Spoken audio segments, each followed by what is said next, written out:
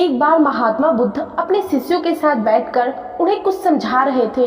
इतने में ही वहां अजातशत्रु आते हैं और बुद्ध से कहते हैं, हे बुद्ध, जब से मैं आपका अनुयायी बना हूँ तब से सभी लोग मेरे सीधेपन का बहुत फायदा उठाते हैं और आपका अनुयायी बनने से पहले लोग मुझसे डरते थे क्योंकि तब मैं बहुत क्रूर था और किसी को भी मृत्युदंड देने में क्षण भर का भी समय नहीं लगाता। पर आपका अनुयायी बनने के बाद अब मेरा मन इन कामों को करने को तैयार नहीं होता और मैं सभी लोगों को प्रेम देना चाहता हूँ, परंतु कुछ लोग इस बात का गलत फायदा उठा रहे हैं। इससे मेरी प्रजा को बहुत खतरा है, मेरे शासन में बहुत दिक्कतें आ रही है। अब आप ही बताएं मैं क्या करूँ। इस पर महात्मा बुद्ध कहते हैं, मैं आपको सबसे पहले एक कहानी सुनाता हूँ। एक बार एक भिक्षु एक गांव से गुजर रहे थे।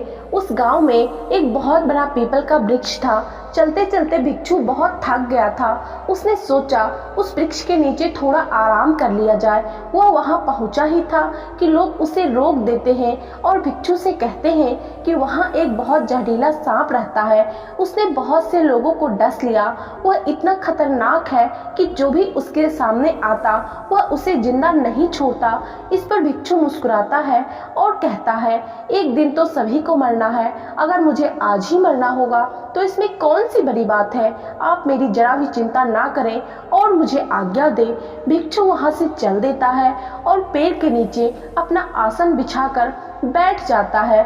थोड़ी देर बाद उसके सामने सांप आता है और उसे कहता है, क्या तुम्हें मुझसे डर नहीं लगता?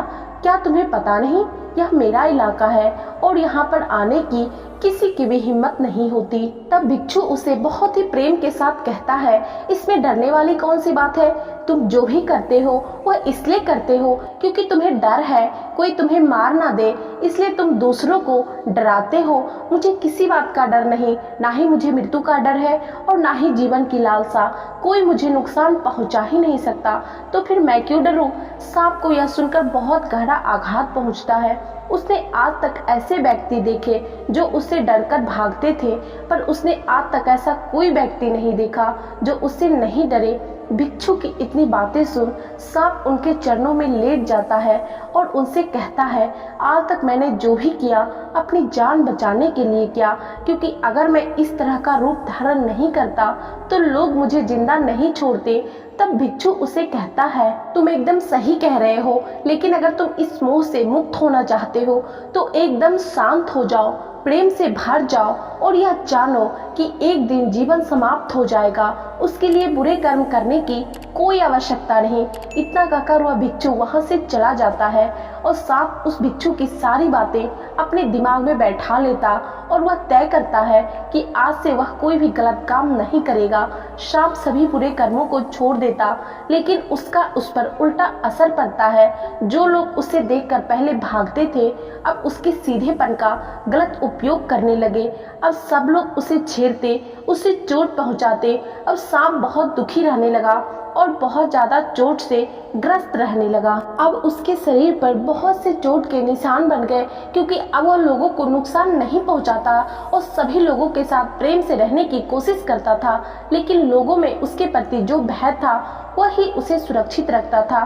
कुछ दिनों बाद भिक्षु फिर से उसी पेड़ के नीचे आता है और अपना आसन बिछाकर बैठ जाता है और उस सांप को देखकर बड़ा आश्चर्यचकित होता है कि पहले सांप की क्या स्थिति थी, लेकिन अब सांप की क्या स्थिति हो गई है।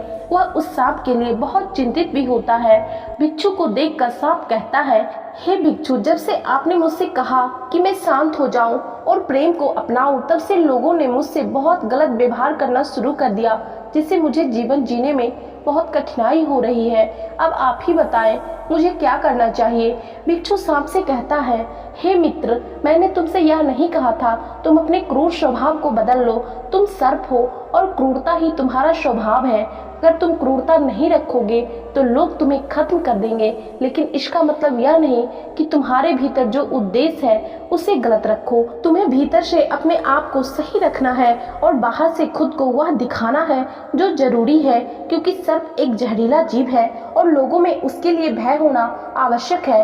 अगर लोगों के अंदर तुम्हारे लिए भय नहीं होगा तो लोग तुम्हें हानि ही पहुंचाएंगे, लेकिन तुम्हें भीतर से अपने आप को सही रखना चाहिए, क्योंकि तुम्हें किसी को नुकसान नुकसान नहीं पहुंचाना है, केवल अपना भय बनाए रखना है। महात्मा बुद्ध कहते हैं, तो हे अजातशत्रु, तुम इस कहानी से क्या समझे? तो इसका मतलब यही है कि तुम अपने स्वभाव को मत बदलो, तुम अपने आप को समझो, तुम अपने आप को प्रेम पूर्वक पाओगे तो अपने उद्देश्य को अच्छा पाओगे, फिर तुम्हें उससे खुशी मिलेगी, और जब तुम्हें खुशी मिलेगी तो तुम लोगों को खुशी दे सकोगे।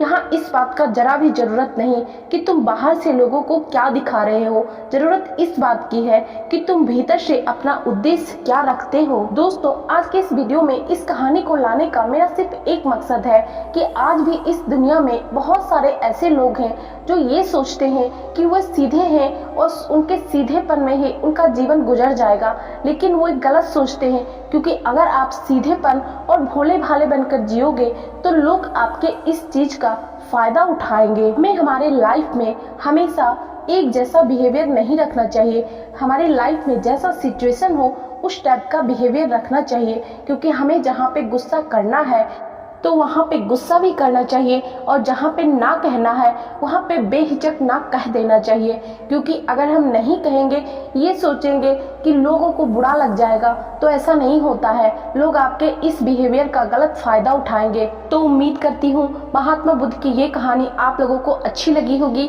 और कुछ सीखने को मिला होगा। यदि हाँ तो वीडियो को लाइक करके, चैनल को सब्सक्राइब करके बेल नोटिफिकेशन जरूर प्रेस कर लीजिएगा, ताकि हमारे चैनल पे आने वाले अगले सभी वीडियो का नोटिफिकेशन आप लोगों तक मिलता रहे। आज के वीडियो में इतना ही, मिलते हैं नेक्स्ट वीडियो में, तब तक के लिए धन्यवाद।